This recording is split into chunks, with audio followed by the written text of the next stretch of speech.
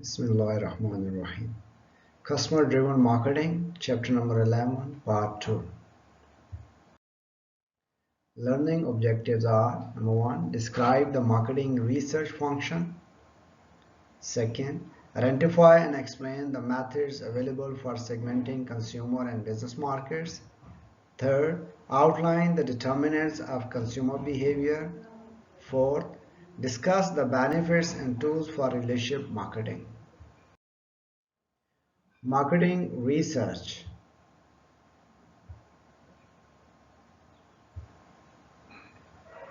Marketing research is the process of collecting and evaluating information to support marketing decision making. Marketing research must be obtained and applied to aid in making good marketing decisions, creating an effective strategy, and building a strong marketing mix. Marketers may access internal or external data to make marketing decisions. The more data they have and use, the better marketing decisions they can make.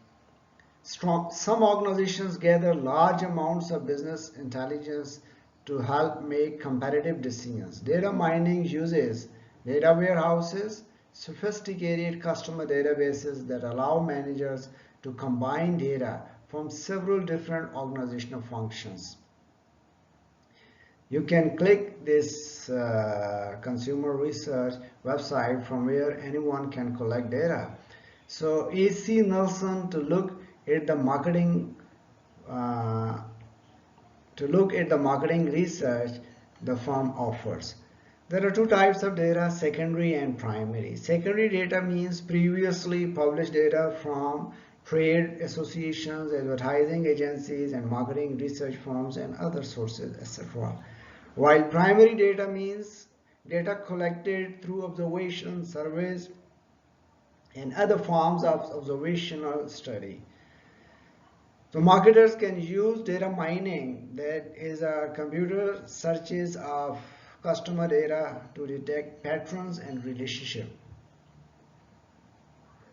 Business intelligence involves activities and technologies for gathering, storing, and analyzing data to make better competitive decisions.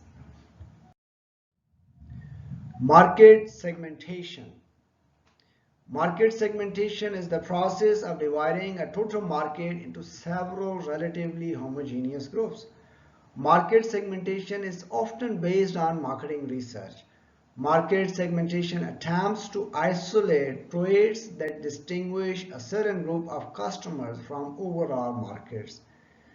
These are some criteria that marketers consider when segmenting markets. A segment must be a measurable group. Second, a segment must be accessible for communication. Third, a segment must be large enough to offer potential profit. A segment must be a measurable group, and for this we can consider the example: data can be collected on the dollar amount and the number of purchases by college students. A segment must be accessible for communication, means a growing number of seniors are going online so they can be reached through internet channels. A segment must be large enough to offer profit potential. In a small community, stores carrying only large size shoe might not be profitable. Similarly, specifically retail chain may not locate in small markets.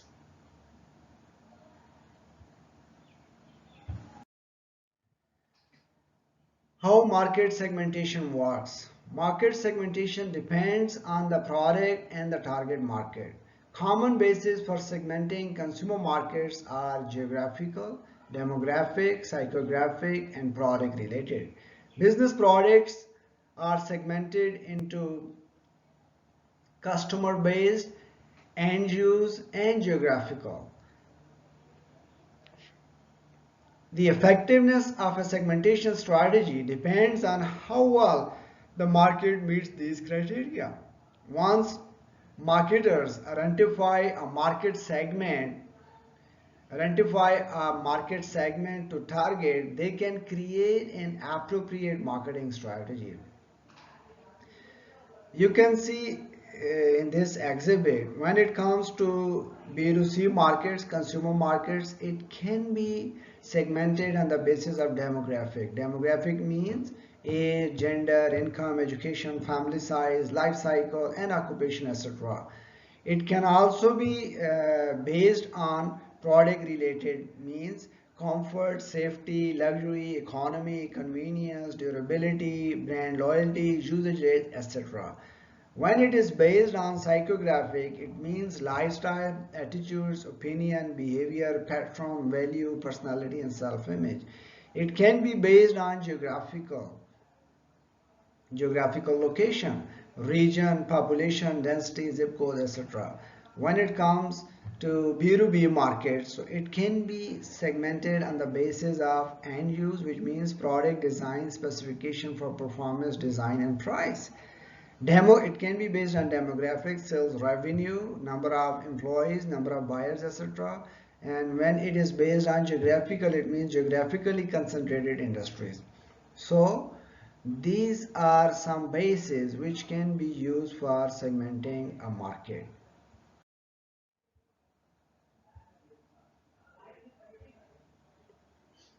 I explain it again for you people. Segmenting consumer markets means it can be consumer market can be segmented on the basis of geographic, demographic, psychographic, and product related segmentation. Demographic segmentation divides market into homogeneous groups on the basis of their location. Demographic segmentation divides market on the basis of various demographic or socio-economic characteristics such as gender, income, age, occupation, household size, stage in the family life cycle, education, and ethnic group. Psychographic segmentation divides consumer market into groups with similar psychological characteristics, values, and lifestyles. Product related segmentation divides market based on buyers' relationship to the good or service. It is based on benefits sought by buyers, usage rate, and loyalty level, etc. Segmenting business markets. Business markets can be segmented on the basis of geographic, demographic, and end-use segmentation. Geographic segmentation targets geographically concentrated industries. Demographic or customer-based segmentation is done when a good or service intended for a specific organizational market, that is healthcare, etc. End-use segmentation focuses on the precise way a B2B purchaser will use a product. Geographic segmentation for business market resembles segmentation for consumer market, but some methods differ. Demographic segmentation is more focused on industries, while end user segmentation focuses on how the product will be used. Determining what customers want. Customer and business behavior differ, but the key focus is on determining what the customer wants, what drives the customer. There may be a combination of personal and interpersonal factors. So consumer behavior means actions of ultimate consumers directly involved in obtaining, consuming, and disposing of products and the decision processes that precede and follow these actions. Personal factors means needs and motives, perceptions, attitudes, self-concept of that particular buyer. Interpersonal factor means cultural, social, and family influence. External factors, economic events. Business buying behavior often include a variety of influence on multiple decision making. Steps in consumer behavior. Consumer decisions follow sequential steps while being influenced by interpersonal and personal determinants. So it means if you look into this exhibit, you can see interpersonal determinants and personal determinants. Interpersonal determinants means cultural influence, family influence, social influence, while personal determinants are needs and motive, perceptions, attitudes, learning, self-concept, etc. Relationship marketing. Better informed consumer require a beneficial relationship when they make investment. They demand benefits from companies that supply them. So relationship marketing means developing and maintaining long-term cost-effective exchange relationship with partners. Consumers enter into relationship only if there is some benefit to them. Relationship marketing seeks to achieve consumer satisfaction.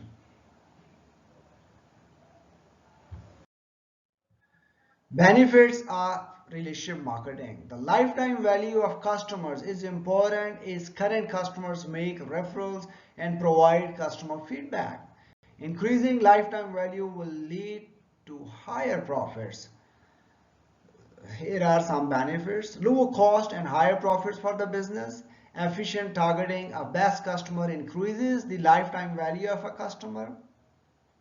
Revenues and intangible benefits, referrals and customer feedback from a customer over the life of relationship minus the amount the company must spend to acquire and serve that customer. Stronger relationship with business partners and opportunities to combine capabilities and resources to better accomplish goals.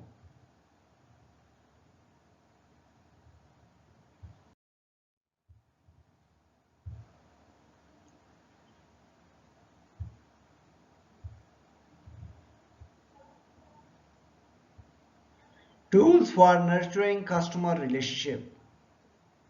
Uh, the 80-20 rule denotes that some customers provide more value than others, but overall, these tools help firms strengthen the relationship they have with their customers. 80-20 principle means frequent customers have a higher lifetime value, so business allocate resources accordingly. Frequency marketing reward purchaser with cash rebates and other premiums. Affinity programs solicit involvement based on common interest. Co-marketing businesses jointly market each other's products. Co-branding firms link their names in a single product. One-to-one marketing. One-to-one marketing allows companies to employ mass customization to meet customer needs. This strategy is another form of relationship marketing that depends on technology. Customer relationship management uses technology to efficiently manage one-to-one relationships. So in one-to-one marketing, a firm customizing products and marketing rapidly delivering goods. Customer relationship management software helps companies gather, sort, and interpret data about specific customers.